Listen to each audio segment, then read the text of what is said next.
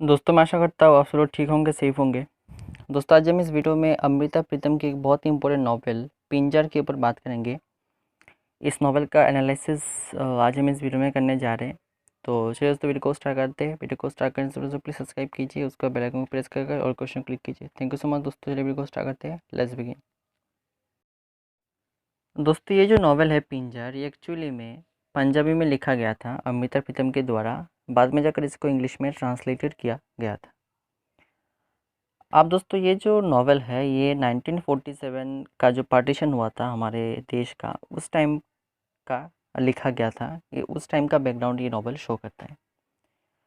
दोस्तों ये novel important है क्योंकि इस नॉवेल में हमें कहीं ना कहीं जो वुमेन का एक स्टेटस है सोसाइटी में उस टाइम का, और ह्यूमन का जो एक स्टेटस है उस टाइम में, उसको इस नॉवेल में दिखाया गया कि किस तरह से जो महिला है उनको ट्रीट किया जाता है छोटे से छोटे चीज़ को लेकर। तो ये एक इस नॉवेल का इम्पोर्टेंट थीम भी है। तो चलिए इस नॉवेल का एनालिसिस को देखते हैं। दोस्तों इस नॉवेल का एनालिसिस करने से पहले हम सबसे पहले जो कैरेक्टर्स है वो देख लेते हैं। तो बहुत सारे कैरेक्टर्स है, लेकिन जो इम्पोर्टेंट कैरेक्टर्स है वो तीन ही है। सबसे पहले आता है पूरो, जो एक हिंदू लड़की है। उसके बाद उनका हस्बैंड रामचंद, जो एक हिंदू है। और राशिद। राशिद पूरो का जो फ्यूचर हस्बैंड था, क्योंकि नेक्स्ट में उसका राशिद से के साथ शादी हुआ था। ठीक है, पूरो का राशिद के साथ शादी हुआ था। दोस्तों क्या होता है, जो पूरो थी वो एक हिंदू गर्ल थी। तो एक बार क्या होता है कि उसकी शादी की बात चल रही है। तो रामचंद एक लड़का है जो उनको उनके फैमिली को मिलता है। तो उनको फैमिली को उसको बहुत ही पसंद आता है कि बहुत ही अच्छा लड़का है और हमारे लड़की के लिए परफेक्ट है। उसके बाद दोस्तों सिचुएशन भी ठीक नहीं था और पूरो भी मैच्योर हो चुकी थी। तो पूरो के साथ रामचंद्र का शादी करवा दिया गया था। ठीक है। अब तो क्या होता है कि पूरो एक बार शादी के बाद जब अपने घर में आई थी, जब अपने फादर के घर में आई थी, तो एक दिन क्या होता है कि जो उनकी मदर है वो बोलती है कि खेत से जाकर कुछ सब्जियां लेके आओ। तो पूरो अपने भाई बहन के साथ खेत में जाती है सब्जी को लाने के लिए। उस टाइम पे दोस्तों एक अनफॉर्चुनेट इवेंट होता है कि एक मुस्लिम लड़का, मतलब उनके गांव का एक मुस्लिम लड़का, इसका नाम था रशीद, वो आता है और पुरु को किडनैप करके ले जाता है।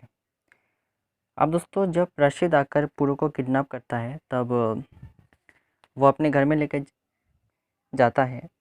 लेकिन रशीद पुरु के साथ कोई ख़राब व्यवहार नहीं करता, कोई असॉल्ट नहीं करता, कोई मिसबिहेव नहीं करता। तो ये देखकर पुरु थोड़ा स्ट्रेंज होती है और पुरु रशीद से बोलती है कि तुम मुझे क्यों लाए हो। तो रशीद तब बोलता है कि रशीद का जो फ़ॉरफ़ादर के जो अंकल थे, मतलब सॉरी आंटी थे, मतलब उनके जो रशीद का फ़ॉरफ़ादर में जो आंटी थे, उन आंटी को एक बार पूरो के फ़ॉरफ़ादर के कोई लोगों ने किडनैप किया था।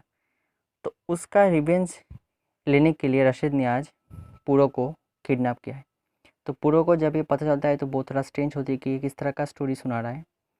तो बाद में क्या होता है कि पूरो जब रशीद के घर में रह रही थी तो अचानक 15-20 दिन के बाद जो पूरा है उसको एक चांस मिलता है और वो राशिद के घर से भागकर अपने घर में आ जाती है।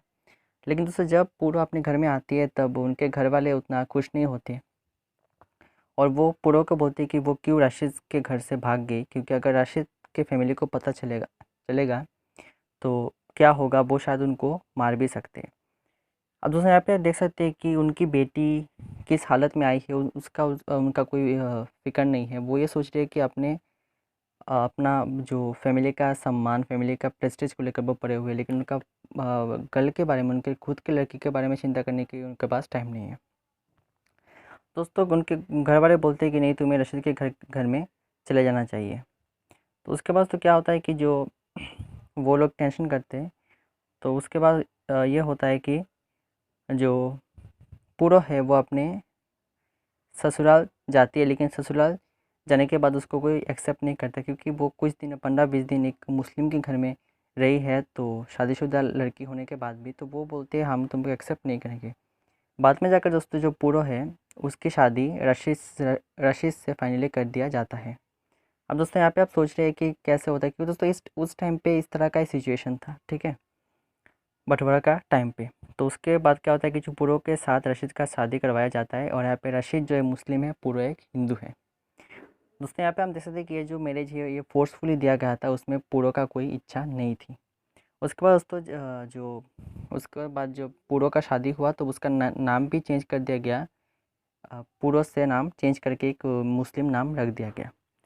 उसके बाद तो जो पूरो है वो एक मैड वुमेन की एक बच्चे को अडॉप्ट करती है, लेकिन बाद में जाकर जो सोशल प्रेशर के द्वारा, क्योंकि वो एक मुस्लिम कम्युनिटी में रह रही थी, तो एक सोशल प्रेशर के द्वारा जो पूरो है उसको ये बच्चा छोड़ना पड़ा।